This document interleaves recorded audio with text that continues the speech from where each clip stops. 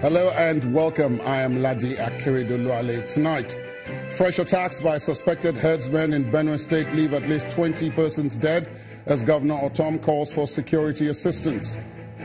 President Buhari orders the arrest of those behind the killings in Rivers and Kaduna states on New Year's Eve, describes actions as reprehensible.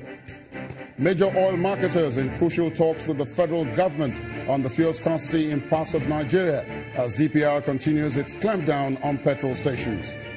An Israeli government orders thousands of African migrants to leave the country within 90 days or face jail. On business news tonight, Nigeria's Securities and Exchange Commission unveils roadmap for capital markets as it holds first media briefing for 2018. In sports news, home-based Super Eagles coach Salisu Yusuf releases Nigeria's final squad for the African Nations Championship in Morocco. And from Abuja, as workers resume from the New Year break, hope rises for new minimum wage. Federal government gets set to review pay.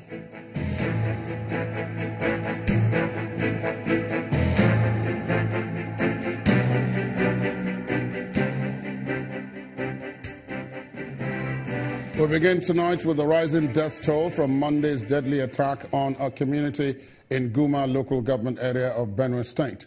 Now the casualty figure has risen to 20 and the police say they are still on the trail of the attackers. The state governor, Mr. Samuel Ortom, confirmed the figures shortly after rising from the State Security Council meeting where a review of the security strategy was discussed to control the rising tension in the state. The governor also visited survivors of the attack who are receiving treatment from gunshot injuries at the Benue State University Teaching Hospital. It appears the law banning open grazing in Benue State is yet to contain the excesses of killer herdsmen. Neither has it put a stop to the killing of innocent people, creating a picture that the herdsmen are probably fighting back the introduction of the new law. The gruesome murder of at least 20 people is the latest onslaught on Benue State. 6 of the victims were livestock guards, all killed on the first day of the new year. Governor Samuel Ortom immediately called for an emergency Security Council meeting to review the security strategy that has heightened tension in the state. People are running helter-skelter because of this evil being perpetuated by this. You can imagine women and innocent children that were slaughtered, innocent people, harmless people, just because they want to be law-abiding. Is it how we're going to continue? Rising from the meeting, the team moves to the Benue State University Teaching Hospital, where one of the survivors, who is a member of the livestock guards, trained to enforce the ban open grazing, narrates how his colleagues were killed. We were in the camp in primary school, UA. So now they come attack us. They kill 6 people for JTF.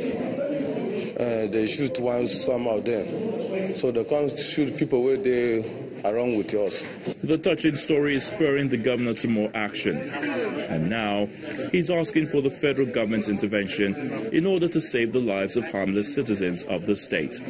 This is not fair. And I think this is where the federal government must come in immediately to stop this, because these people are known. We heard that they met in one state and gathered together and are mobilizing to come to Benue. They passed through roadblocks. These people are known people, and they have sophisticated weapons. So why have they not been arrested all this while? This is the question we are asking.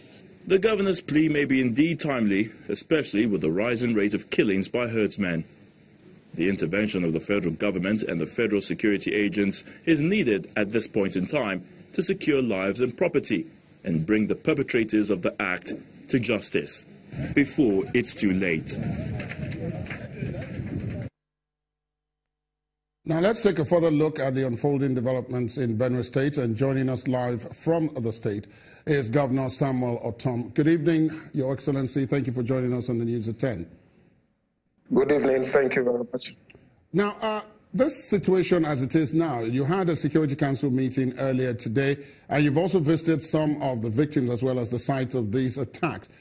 Can you give us a quick but brief assessment of the situation on ground there? My brother, it is unfortunate that at the new year 2018, we are facing this kind of sadness in Benue State. It is a mourning period for us. After my visit to the hospital, I went to 2 of the sites where these killings took place.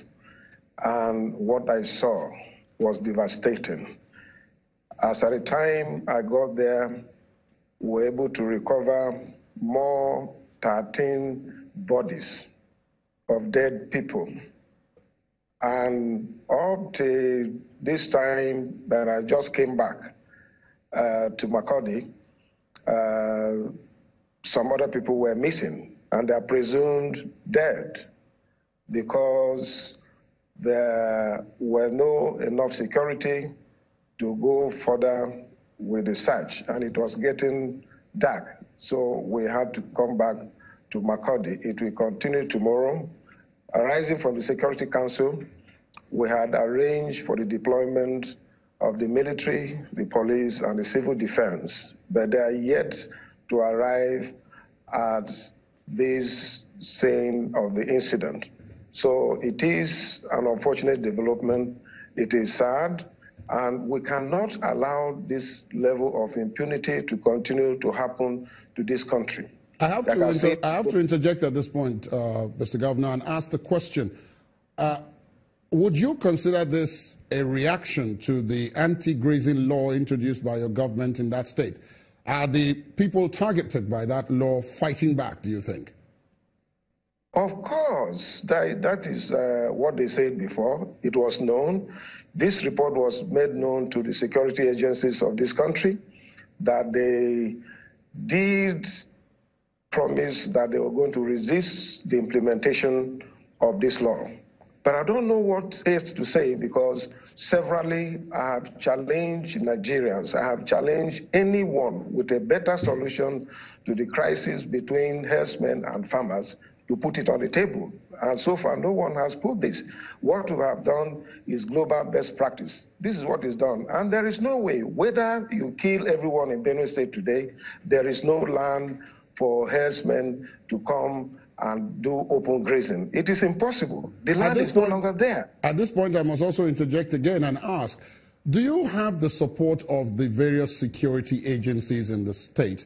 And have you let the presidency in on this matter? Have you briefed the president or any of the presidency's officials on what has happened in your state in the last 24 or 48 hours? Of course, first of all, I have the support of the security agencies. We are working fine. The implementation of the law since 1st of November has been going on well. As I talk to you, we have arraigned more than 16 herdsmen who were sent to the federal prison, and also 3 indigents who also attempted to rustle cattle in Benue State. They were arrested. And I have fully intimated Mr. President, and he has directed security agencies that these people should be apprehended. But I'm afraid that we hear the same story. This has been happening. This is not the first time killings have taken place in Benue State, but each time we are told that they are going after them. And at the end, there is no result. So far, we have not seen anyone. These people come with sophisticated weapons. They come, kill, slaughter people, do all kinds of havoc. But at the end of the day, no single one of them have ever been arrested in this country. Now, let me ask you this then. If you say you have the support of the various security agencies and you're working fine with them, earlier you alleged that the people who carry out these attacks pass through roadblocks and all of that, and yet nobody is apprehended. You've just said now that you have been made promises several times after attacks that the people will be apprehended, the security agencies are going after them, but nothing has happened. How do you square both points, Mr. Governor? How do you square both points?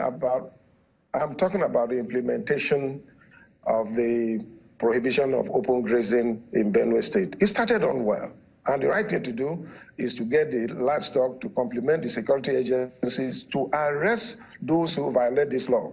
And that has been going on. So to that extent, they are doing well. And I say that 16 herdsmen have been arraigned before a competent court of law, and they have been detained in Makurdi prison.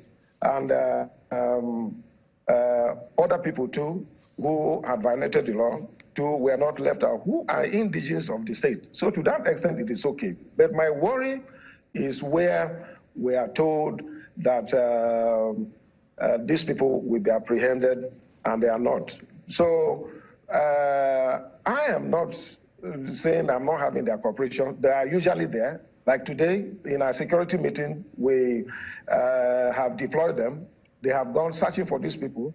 But the fear is that they'll come back with the same story, that those people were not found. Oh. That is the point I'm making. Thank you very much, Your Excellency, the Governor of Benue State, Mr. Samuel Ortom. Thank you very much for joining us on the news at 10. Thank you. Meanwhile, 1 month after a clash between farmers and herdsmen in Adamawa State, fleeing residents of Newman local government area are beginning to return home. But it's not every one of them. Some of them are still living in neighboring Taraba State for fear of being attacked again. And those who summoned the courage to return home are beginning to pick up the bits and pieces of what is left of their property and starting life afresh. Deserted, houses razed, and motorbike burnt down. Residents have fled as a result of a clash between the farmers and herdsmen that led to the loss of lives and property. This was the situation in Numa and Demsa areas of Adamawa State.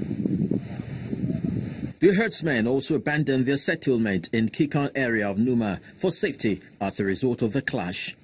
In my family, I lost 9 of my grandchildren and 11 of my elder brother's children and 3 of his grandchildren. 1 month after, residents of Dang, one of the 7 communities affected in the clash, are back to their communities to pick up the pieces of their lives. Life is gradually returning to normalcy for them.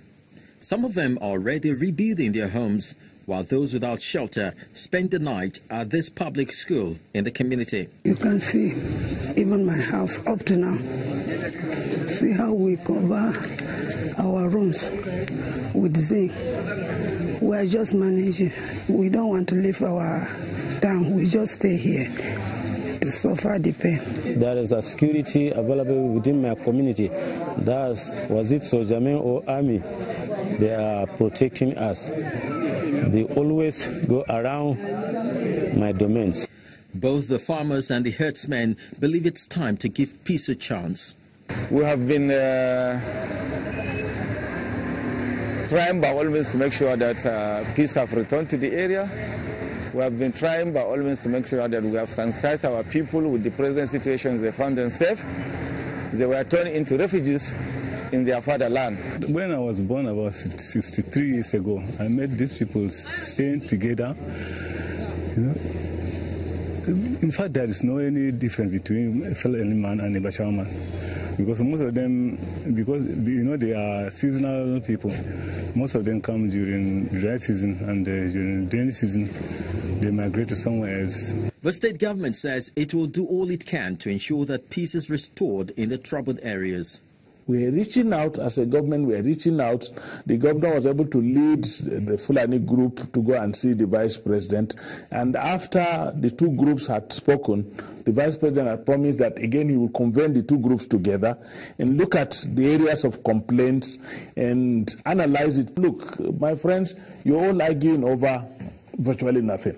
Now that the residents have decided to return home, the expectations are that the government and relevant security agencies will keep their words and ensure that the relative peace in the community is sustained. In part 2, after the break, federal government takes on major oil marketers in talks to end the fuel crisis in the country. Please stay on with us.